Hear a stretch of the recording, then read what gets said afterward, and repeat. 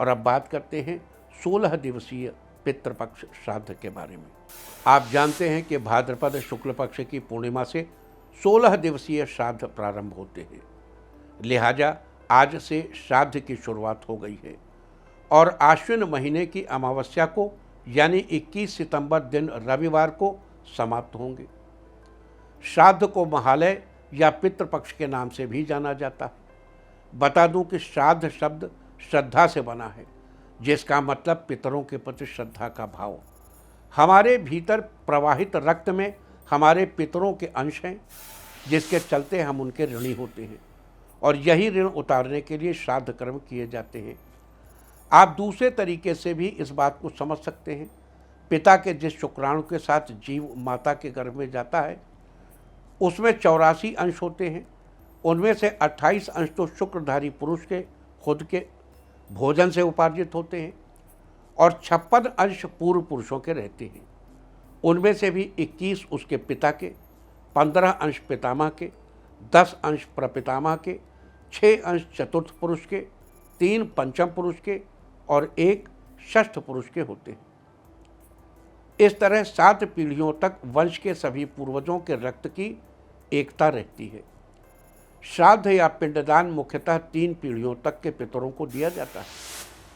पितृपक्ष में किए गए कार्यों से पूर्वजों की आत्मा को तो शांति प्राप्त होती ही है, साथ ही कर्ता को भी पितृ ऋण से मुक्ति मिलती है। हमारे धर्मशास्त्रों के अनुसार मृत्यु के बाद जीवात्मा को उसके कर्मानुसार स्वर्ग नरक में स्थान पर मिलता है।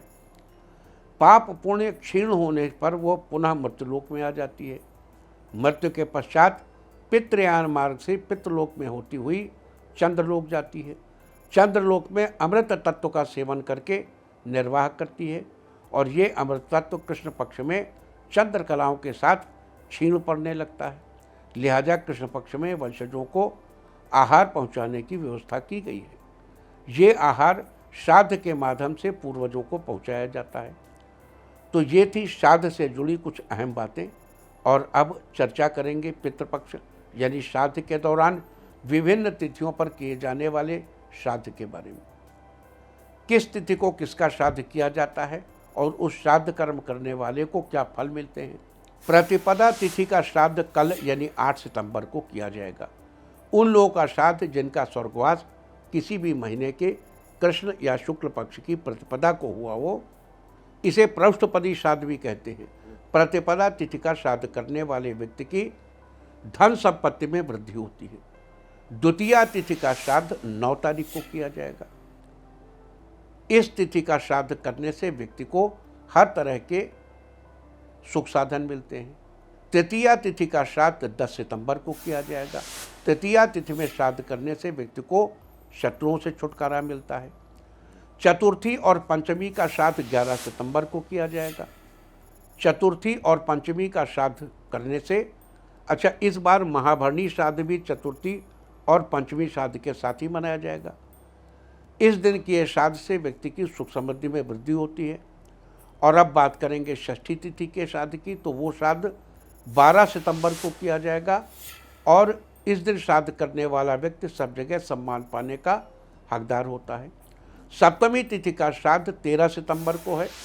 सप्तमी तिथि का श्राद्ध करने वाले व्यक्ति को महान यज्ञों के बराबर पुण्य मिलता है और ये श्रेष्ठ विचारों के धनी होते हैं। अष्टमी तिथि का श्राद्ध 14 सितंबर को किया जाएगा। इस दिन श्राद्ध करने वाले व्यक्ति को संपूर्ण समृद्धियों की प्राप्ति होती है। नवमी तिथि का श्राद्ध 15 सितंबर को किया जाएगा। नवमी तिथि का जिनका स्वर्गवास किसी भी महीने के कृष्ण या शुक्ल पक्ष की नवमी को हुआ, उन सौभाग्यवती स्त्रियों जिनकी मृत्यु पति से पूर्व ही हो गई हो, उनका श्राद्ध कर्म भी मातृ नवमी के दिन किया जाएगा। 15 सितंबर को है ये। इसके अलावा माता का श्राद्ध भी मातृ नवमी को ही करते हैं। इस दिन श्राद्ध करने वाले व्यक्ति को ऐश्वर्य की प्राप्ति होती है और मनचाहा दाम्पत्य सुख मिलता है। दशमी तिथि का श्राद्ध 16 सितंबर को है। इस दिन श्राद्ध करने वाले व्यक्ति को कभी भी लक्ष्मी की कमी नहीं होती, उसके पास धन संपदा बनी रहती है। एकादशी तिथि का श्राद्ध 17 सितंबर को है। एकादशी तिथि का श्राद्ध करने वाले व्यक्ति को वेदों का ज्ञान प्राप्त होता है और उसे निरंतर ऐश्वर्य की प्राप्ति होती है।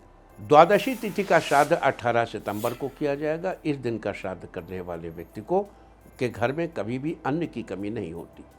त्रयोदशी तिथि एवं मघा नक्षत्र वालों का श्राद्ध 19 सितंबर को किया जाएगा। नवजात शिशुओं का श्राद्ध भी इसी दिन किया जाएगा। इस दिन श्राद्ध करने से व्यक्ति को श्रेष्ठ बुद्धि, संतति, धारणा शक्ति, स्वतंत्रता, दीर्घायु और ऐश्वर्य की प्राप्ति होती है।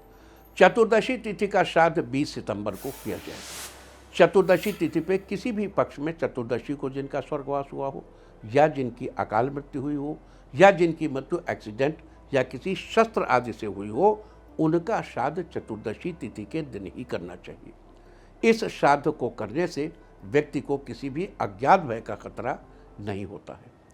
और अब बात करेंगे अमावस्या तिथि वाले लोगों के श्राद्ध की। अमावस्या तिथि वालों का श्राद्ध 21 सितंबर को किया जाएगा। इस दिन उन लोगों का श्राद्ध किया जाएगा जिनका स्वर्गवास किसी भी महीने की अमावस्या को हुआ हो। साथ ही मातामह यानी नाना का श्राद्ध भी इसी दिन किया जाएगा। इसमें दौहित्र अपनी बेटी का बेटा ये श्राद्ध कर सकता है। भले ही उसके नाना के पुत्र जीवित हों, लेकिन वो भी ये श्राद्ध करके उनका आशीर्वाद पा सकता है। बस श्राद्ध करने वाले के खुद के माता पिता जीवित होने चाहिए। इसके अलावा जुड़वाओं का श्राद्ध, 3 कन्याओं के बाद पुत्र या 3 पुत्रों के बाद कन्या का श्राद्ध भी इसी दिन किया जाएगा। इसके अलावा अज्ञात तिथि वालों का श्राद्ध, यानी जिनके स्वर्गवास की तिथि ज्ञात न हो, उन लोगों का श्राद्ध भी अमावस्या के दिन ही किया जाता है। साथ ही पितृ विसर्जन और सर्वपैत्री भी इसी दिन मनाई जाएगी। और अमावस्या के श्राद्ध के साथ ही इस दिन वर्ष 2025 के महालया यानी पितृपक्ष की समाप्ति हो जाएगी। इस श्राद्ध को करने वाला व्यक्ति अत्यंत सुख को पाता है। तो ये थी स्नान दान की पूर्णिमा, उमा महेश्वर व्रत, सुकर्मा योग, धृति योग, शतभिखा नक्षत्र, पंचक, भद्रा और पितृपक्ष के बारे में। उम्मीद है कि आप इस चर्चा का लाभ जरूर उठाएंगे। देखो, पितृपक्ष की हम चर्चा तो करते हैं, लेकिन हमारे बहुत से साथी पितृपक्ष में कैसे तर्पण देना है, कैसे श्राद्ध करना है, देवर्षि पितृ तर्पण नाम की एक किताब आती है, किसी भी पूजा की दुकान पर मिल जाएगी। उसको लीजिए, हिंदी में पढ़िए। न समझ सके तो आजकल इंग्लिश ट्रांसलेशन हर जगह अवेलेबल है, उसको ट्रांसलेट करके पढ़ लीजिए।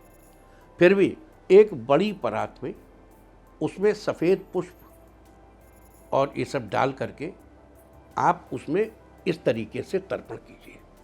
तर्पण ये इस उंगली और अंगूठे के बीच से होता। ऐसे जल लिया और ऐसे किया, ऐसे जल लिया और ऐसे किया। लेकिन तर्पण के कई तरीके हैं। एक तरीका यूँ है, दूसरे तरीके में यूँ लेके और हाथ दोनों हटा लेते। एक तरीका ये हो गया, एक जो जल लेके हाथ हटा लिया। पितरों को तर्पण देने का ये तरीका है, जो जल लेकर के ऐसे लेके रहते।